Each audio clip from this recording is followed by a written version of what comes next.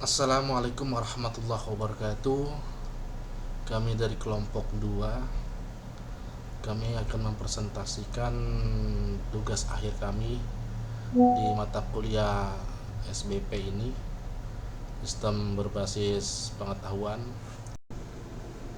Judul yang kita ambil ialah sistem rekomendasi jenis UMKM dengan menggunakan metode diferensi format chaining. Kelompok 2 ini beranggotakan saya sendiri Ahmad Rizky Fadlila dan rekan saya Wahyu Nurcipto.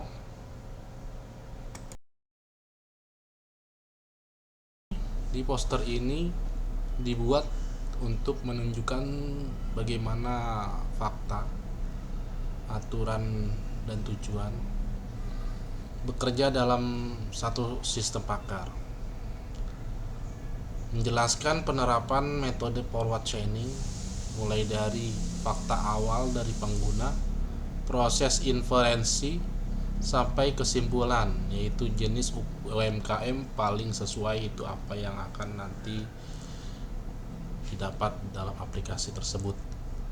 Dimana kasus rekomendasi jenis UMKM ini, poster ini membahas sistem berbasis pengetahuan untuk menentukan jenis UMKM yang sesuai untuk pengguna berdasarkan kemampuan dan keterampilan yang dimiliki dengan menggunakan metode inferensi forward chaining.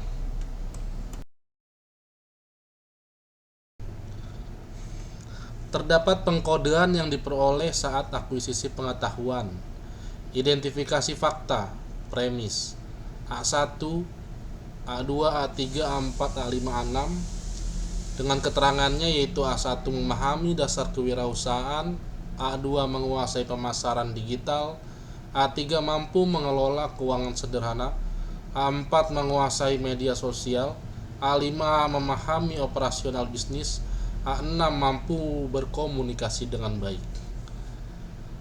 Lalu terdapat tujuan atau sub-goal dari kode P1 hingga P5, yaitu dengan jenis UMKM-nya P1 UMKM kuliner, P2 UMKM fashion, P3 UMKM jasa digital, P4 UMKM retail online, P5 UMKM berbasis digital. Terdapat knowledge base rules-nya, yaitu aturan produksinya, yaitu R1 if A1 and A5 then P1. Lalu R2 if A1 and A3 then P2. R3 nya if A2 and A4 then P4. R4 if A2 and A6 then P3. R5 if P3 and P4 then P5. R6 nya if A2 and A4 and A6 then P5. Di sini ada rule base-nya, yaitu A1 sampai dengan A6, di mana A1 ini yaitu memahami dasar kewirausahaan. Nanti dia akan bertujuan kepada P1 yaitu UMKM kuliner. Lalu lanjut A2 ini menguasai pemasaran digital. Dia akan bertujuan ke P2 yaitu UMKM fashion. Lalu lanjut A3 yaitu dia bertujuan ke P3 UMKM jasa digital. A4 ini dia bisa masuk ke fashion, atau dia bertujuan juga ke P4 yaitu UMKM retail online. Lalu lanjut A5, dia juga bisa bertujuan masuk ke jasa digital. Lalu Dari A4 yang ini dia masuk ke P4 yaitu retail online ini, nanti akan berlanjut ke P5. A5 ini tadi ke P3, A6 yaitu ke P5 yaitu UMKM berbasis digital. Yang masuk ke P5 ini nanti akan selesai di P5 berbasis digital. Namun yang lainnya dapat berlanjut sesuai pilihan, yaitu jasa digital, terus P3 jasa digital, P1 kuliner atau P4 retail online. Lalu nanti semua akan berakhir di kesimpulan akhir, yaitu P5 UMKM berbasis digital. Flowchart ini saya jelaskan dimana kita mulai, terus menu utama, terus data master, lalu konsultasi, lalu ada tampilkan form data konsultasi. Nah, di sini ada isi data konsultasi. Nah, ini untuk menambahkan, klik simpan. Jika tidak, maka tampilannya error atau simpan data konsultasi tidak valid. Nah, jika kita klik simpan ya, validasi data akan valid, lalu akan menampilkan tampilan sukses. Simpan data konsultasi, tampilan pesan sukses. Nah, selesai.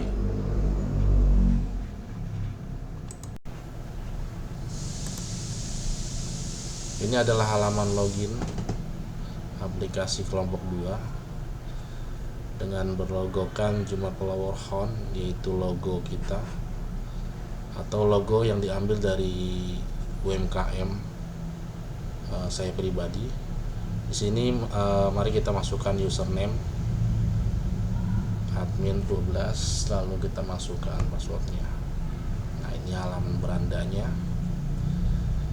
Di sini ada pelanggan, lalu kriteria, jenis UMKM, konsultasi. Di sini masuk ke halaman login Jumat Flower Hunt. Juga di sini ada tentang kami, dimana aplikasi ini adalah penentuan jenis UMKM yang dikembangkan sebagai solusi pendukung keputusan untuk membantu pelaku usaha dan pihak terkait. Kita masuk ke data pelanggan. Di sini kita akan menambahkan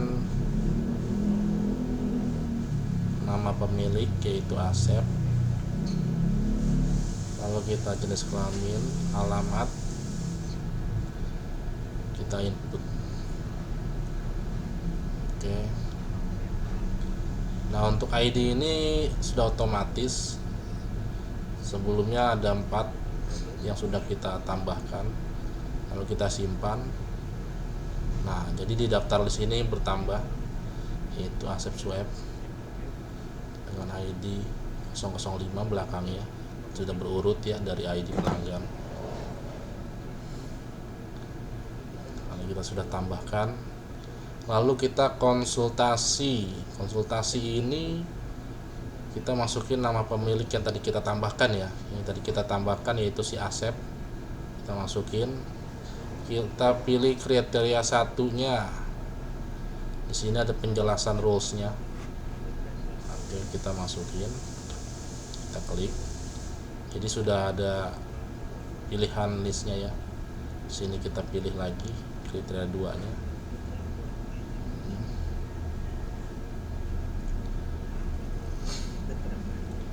Kalau UMKM ini sesuai rules-nya ya, sudah otomatis apa yang dipilih di atas, lalu kita simpan. Oke.